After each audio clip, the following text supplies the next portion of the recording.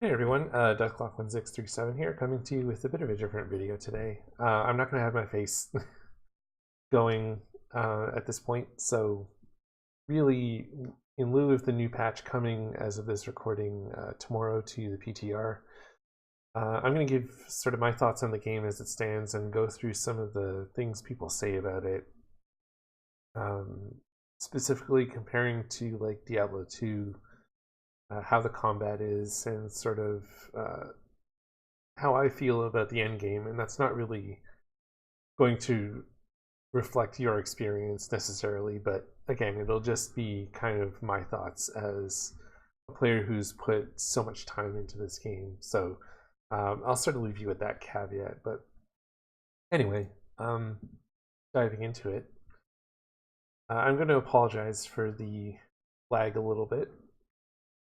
That might result from servers. So if things tend to slow down or key presses don't go through, it would be because the server is a bit laggy.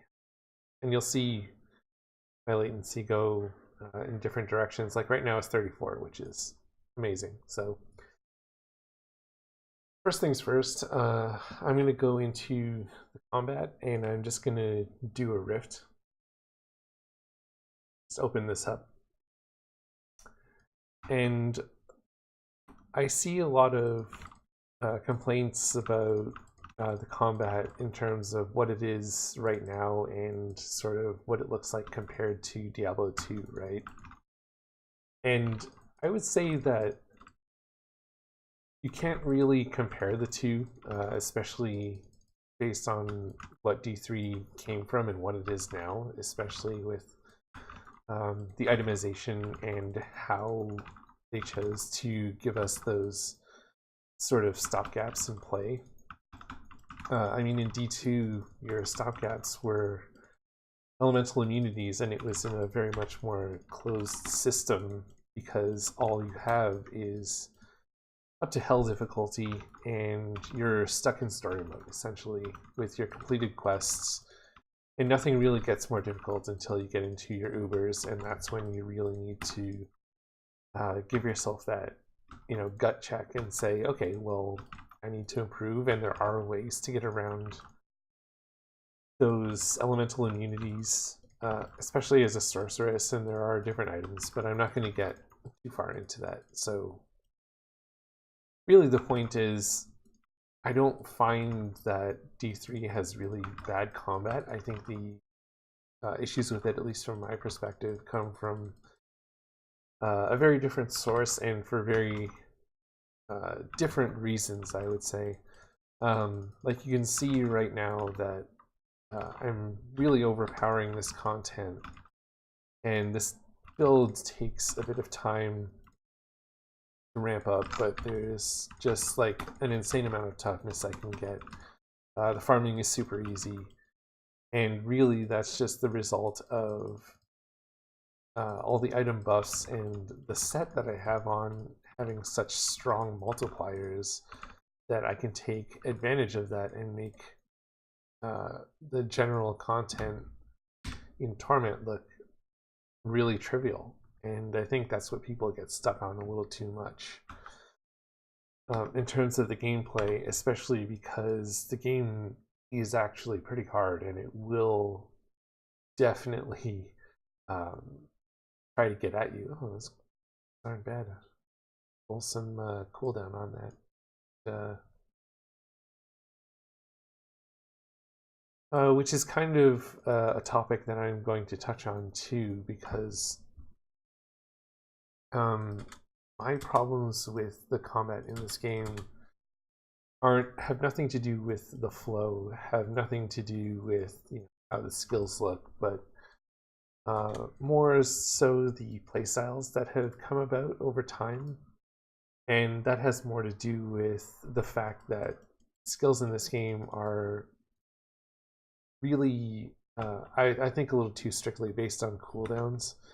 I mean, there are some resource skills mainly, and there are ways to sort of get around that, but it's not the main focus. Like if you're going to play Wizard and play Archon, in those builds you would focus a lot on getting enough cooldown that you could spam that ability and stay in Archon as long as you could. And that creates tension in a way that just makes you a little bit defenseless, I would say, because you're left running around just sort of waiting, right? The playstyle isn't, oh, I need to find a way to work around this resource problem. The gameplay is, oh crap, I don't have enough cooldown. I need to run around for whatever unit of time it may be, to make sure that my cooldown can come up again, and okay, now I can go engage those things again. And you see that a lot with Necromancer because of the super high cooldown of Land of the Dead, and the fact that, with the way Corpse Lance works, they can only really cast it consistently when that skill is up. And it allows you to just pop off for free, right? That's more my opinion in that regard, and there are more playstyle things that I can get into in terms of the Wizard, in terms of how the cooldown system works, which, if you don't know, is really divided up into two types of cooldowns. There's the ones you can modify in your skills, like with cooldown reduction that may come on shoulders or weapons or whatever. And then there's the global cooldown system. And I can switch to my Crusader to really show you how that can affect a build based on the items that I have. And if I kill a pack of elites, which I'm sure you've seen already, that issue shows up a little bit too. So I'm going to just keep going through this rift. I'll kill some more things. And I know, like, with this build, because it's meant for farming, it's really not going to have that much trouble unless I get stopped up. Again, cooldown being an issue here. And really, I think Wizard should be a class that is very mobile, and honestly, teleport is a bit restricted in that way. Unless I have my item being my trusty Ingium, or Ingum, or however it's pronounced, to really remove that effect. And there's still kind of that global cooldown to deal with. As you can see, it's just a lot shorter, but it's not going to necessarily allow me to cast the skill right away, right? So again, I'll just finish this out. For the Rift Guardian, I probably have a whole bunch of toughness. My buffs are up, coincidentally, on fire. Excellent. Okay. So we're going to get out of the Rift, and I found some legendaries. Really not huge. There's going to be quality of life improvements to do things like identify primals. So those gloves suck.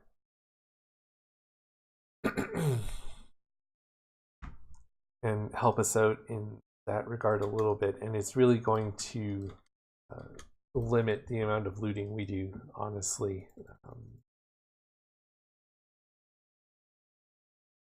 Especially with non-legendaries. At least in some cases, anyway. But more to the point of cooldowns, you saw what I was doing with teleport, in that, it has still an internal clock that happens when the cooldown is removed. It's a really prominent issue with the Crusader as well. And that's something I really kind of don't like about this game, in that some skills can be sort of reduced to a macro, where it casts it perfectly on time, such that, you know, a person would never really be able to maintain that frequency of skill casting. So I have my condemn. You can see very much like teleport, it's on a global cooldown, and I'm casting it on a very regular frequency, kind of ahead of the global timer, not exactly when it comes up, but it's doing a lot of damage. The animations are, you know, very clean, very in sync. The Swift is super easy because it's just a T13. But now there is going to be a problem if I start spamming this skill, because the key presses are registering, but now you can see that it's a little bit delayed, right? The animations aren't really in sync or as clean. There's a bit of time now between the skill actually like going off because it's not timed correctly, which is, again, really my gripe about this. Is like, why should a skill be reduced to something like that when you could go based on a resource cap? And yes, it's like charges, but it doesn't put you in a situation where a stat like resource cost reduction becomes effectively pointless in this case, right? You know, I could be casting this skill perfectly, and again, just based on the cooldown, I don't really have to manage anything else. It's just, you know, when the skill comes off cooldown, I press my button, skill animates, I do a ton of damage, and that's it. And I'm not using any macros at all. You can see through the video that my key presses are changing, and I'm sure you hear my mechanical keyboard in the background as well. But that's the main problem I see with kind of the end game combat, is it gets a little robotic in that sense with some builds, and there are some other builds that, again, granted, are much less based on mechanics like this and much more based on things like positioning, but timing is still really the focus of everything. It's still like the center stage thing that you need to run around, especially as like a witch doctor or something with spirit walk, to get away from things, to make sure you're in a safe spot, or to make sure that you can spirit walk with Jade into that group of monsters and cast it properly, to make sure that all your dots are set right. So now it's really a game of keeping up with the buffs and keeping up with the cooldowns. And like I said, those stopgaps of, okay, now I'm running around doing kind of nothing right now, is the part that can really kind of get annoying and sort of detract from a game that's actually, like I said before, pretty fun. And, you know, there's not really well, again, to kind of rephrase that, it's it's not the combat in itself, it's just how the combat works. And I don't know why I gambled orbs on my Crusader. That was a bad idea. But that's the sort of thing I'm talking about in terms of the skills and what they're based on, because honestly, I think managing my wrath instead, or whatever resource, would be a lot better than literally waiting, and then this resource cost reduction would have a ton more meaning, and I wouldn't have to do things like roll cooldown on so many pieces, sacrificing you know, more damage related stats. And I mean, obviously, there are a lot of like really, I would say, shallow mechanics in terms of how the skill multipliers work, and whatever the case may be, because the amount of things that can roll on a piece of gear, sure, they can be few and far between, and sure that like the biggest diversity honestly comes from the secondary stats when you look at things like that chance to knock back, because there's a huge pool of effects, and somehow the list of primary affixes is smaller, right? Um, so I've really had to roll kind of awkwardly on a lot of pieces, because my damage, sure, it comes from my skills, but it comes a lot from Akarat's champion being up all the time and me getting that multiplier. So now it's partly that macro management, like I was talking about, and partly the fact that my gear should have some skill damage multipliers on it, which it does. My shield could be a little better. Again, it's not buffing Condemn, which is my main skill that would benefit from me being in Akarat's champion in the first place. And all of these little like things that need to align to make my Crusader good, damage-wise. Again, still not looking at Paragon necessarily, is where it really starts to build up. And I mean, I can do an 85 and I'll manage my Condemn a little better. I'm going to be looking a lot at my buffs, making sure that my focus and restraint is up at least most of the time. Generally, I am going to lose a buff because I need to hit something with my generator. But I can walk through this and it's not bad. Partly, again, because of my skill multipliers, and partly because of my paragons. And, paragons are another really big issue in this game, not because they're there, but because of how much they benefit you. And, seeing my non-seasoned character at Paragon, 2058 is going to be quite a lot stronger than someone who just got to Paragon 1000. Mainly for the fact that all of the extra main stat I get from 1000 to 2000 is huge, right? The 1000 Paragon levels means 5000 extra main stat, and that can translate to a pretty big damage gap. Like, even if that person who just got 1000 had, a primal weapon and a pretty decent, loadout, ancient items, hadn't started augmenting yet, and we did the same rift, I might be able to do it faster with worse gear. Literally just because of my Paragon benefits, right? So they could be in a very good position, but they just haven't been grinding long enough. And I have a much bigger DPS gap.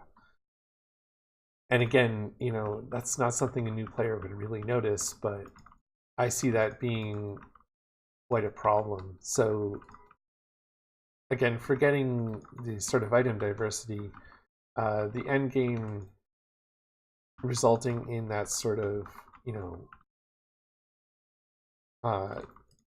cooldown management really is what it is.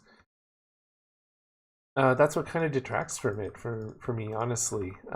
There are builds that, like I said, don't have that problem, but the fact that a lot of the top builds do really have that, and a lot of the really strong things like Necromancer for rat runs, I think has part of that issue, although that's built more for speed, and then you have a lot of support. So not having done too many rat runs myself, I can't say that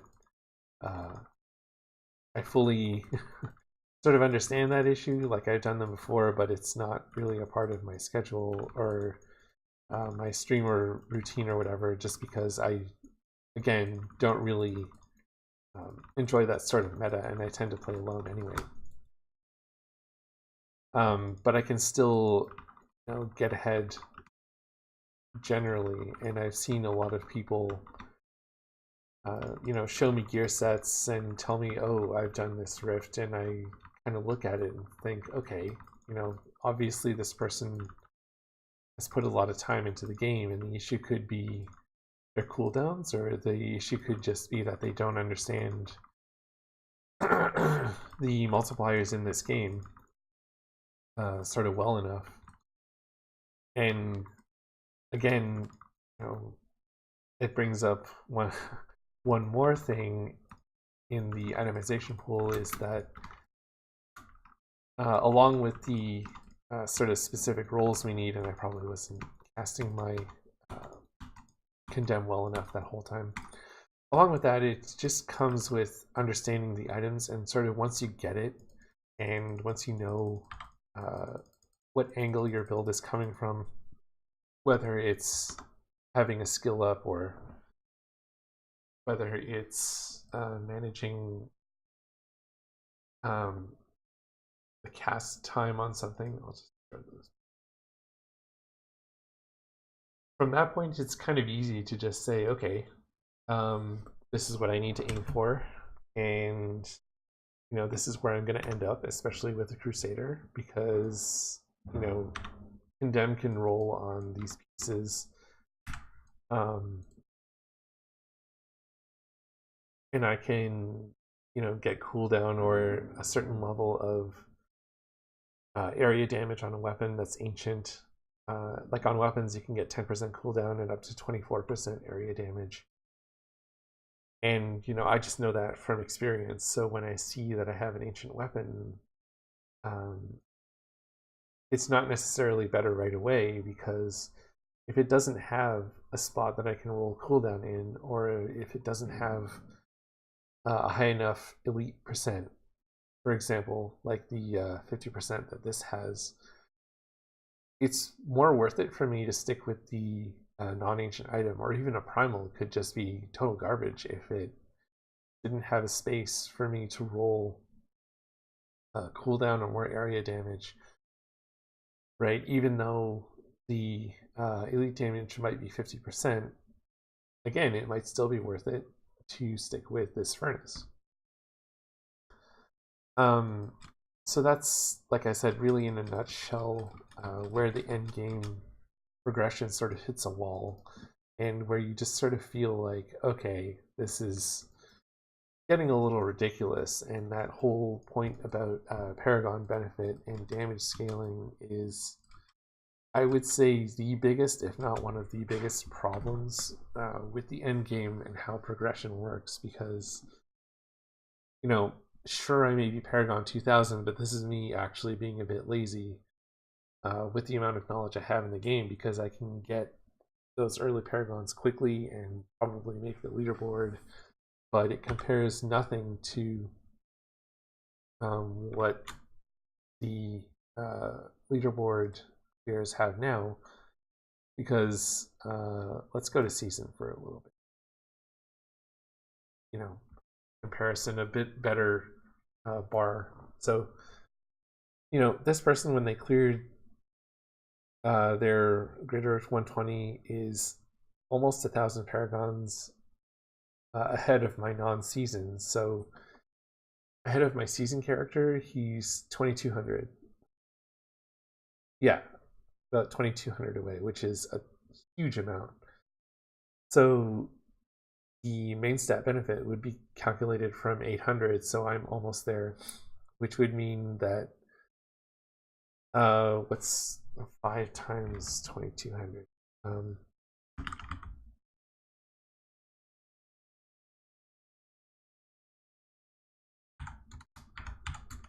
Means he has 11,000 main stat just from Paragons, just from grinding, and that's a huge damage increase. His gear is probably also pretty awesome. Again, noticing that we see a ton of Caldesans, which is also buffing his main stat, which really, once you get good gear, and as I was saying before, non-ancient shield, only really using it because he probably couldn't find much better than that, and it needed to roll so specifically that it can't be augmented, but that's the best thing he has, and it's really just sort of covered up by all of the plus strength we see, right? And again, that's really where the biggest problems are, because if Paragon, if all this did was unlock some more portraits or some more cosmetics, or if I didn't get 5 main stat from it, I only got 1 or 2, then the gap in power would be really a lot less, and it would be something I could catch up to a lot easier. And even if they did put on Caldesans level 100, the impact of those wouldn't be that great, and it would be a much tighter power creep. So I mean, getting back to the items,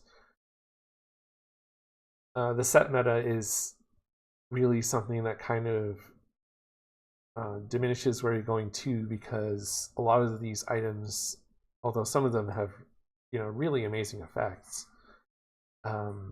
like the Nemesis Bracers is a really awesome item for farming because you get an elite pack when you touch a Pylon Shrine. Great utility because again, you can walk to any Pylon Shrine, get an elite pack, kill it, no problem, and you get your Death's Breath from it in the end game, and that's awesome. And also, again, the synergy with something like the Sages is crafted, you can increase those Death's Breaths drop. Especially at T13, you can get up to 4 based on how that works. But again, great utility. But then once you get into wanting to do more damage, that's when you start looking at your set bonuses and thinking, okay, if I'm not at that 6 set bonus and I haven't built up my stacks, I'm not doing any damage. And if I don't have a convention of elements, where's my damage going? And if I don't have an Orb of Infinite Depth, again, missing out on damage. Wand of Woe, again, missing out on damage. And if I don't want to suck, I need to have these things in place. And again, best gem in the game, Bane of the Trapped, another multiplier. And another multiplier, once again, with powerful. And the toughness that I get from the gold wrap synergizing with the gold wrap that I have in my cube for toughness. Like, I'm just a tank. And if I get ramped up and I don't die in the beginning of the rift, and I have a good sort of progression between mobs, I can be going super fast. I can keep my Ingeom up a lot. I'll be able to teleport relatively consistently, pardon me, and that'll be the end of it. And the quality of life changes that are coming, which include things like marking primals when they drop, and a lot of really other interesting things, like giving us a little more stash space by storing our Grid Rift keys in the materials tab.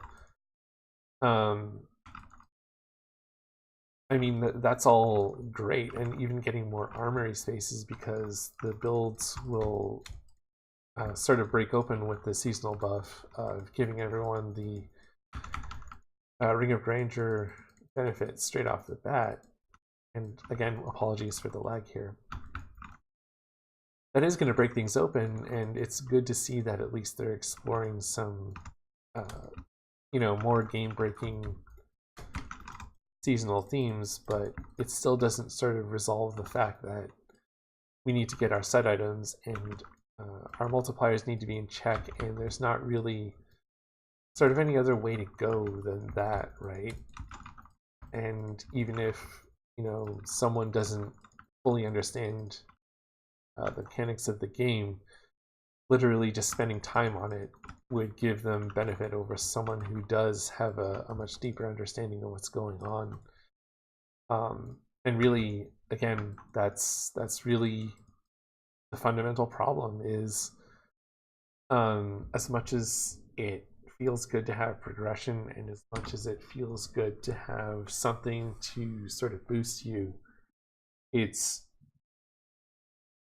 way too rewarding to spend a lot of time on this game, and it really encourages botting for the completely wrong reasons. So that's where we start to see super high paragons and super high time investments, because, you know, they get stronger from it. They get more drops, obviously. They have all that time playing the sort of RNG game, and they just get stronger for it, you know, just for being there, right? Really, I don't think that's something they're going to address in D3, just because of where the game came from and where it is now. And again, I'll just, you know, reiterate strongly that it is a fun game, and if you're going to play it casually, it's great. I mean, you know, play with your friends, do whatever you want. You'll be able to get enough DPS to run some content quickly, but that end game slog is really just a real hindrance on how things go, because, you know, time investment is power, and I really hope that the next Diablo title kind of gets away from that and looks more at improving the skills that you have in order to gain power benefit, and not having your level really be that strong of a factor in how good you are, and make it more of like a skill cap instead. So yes, I've been going on for a long time, but I felt that especially at this point, after over a year without any content, that I started to revisit that issue. Given that they are doing something with season 16, I'll be playing it for sure. I was really on the fence before, because the last two seasonal themes were kind of like, you know, okay. But again, it really just gave you more benefit to spend time, especially with double caches, to collect more materials. And honestly, I have a ton of them on my wizard. So if you managed to make it this far, I appreciate you, honestly. And I mean, you can see what's wrong to have 90 of each. I'm basically just going to be using those on the TR when it goes live. Anyway, I will be streaming this a little more consistently going forward. I am going to be playing the PTR on Wednesday when it comes out. I'll be, again, as of this recording, doing some prep, doing some more farming. And, you know, I hope to see you at the stream, and I hope you made it through this video through my little uhs and ums. But again, you know, any time is as good as any to get into Diablo 3, and hope to see you there. I'll leave a link to my stream in the description as usual. And this is me signing out, so have a good Thanksgiving if you're American, and have a good weekend, and see you later. Peace.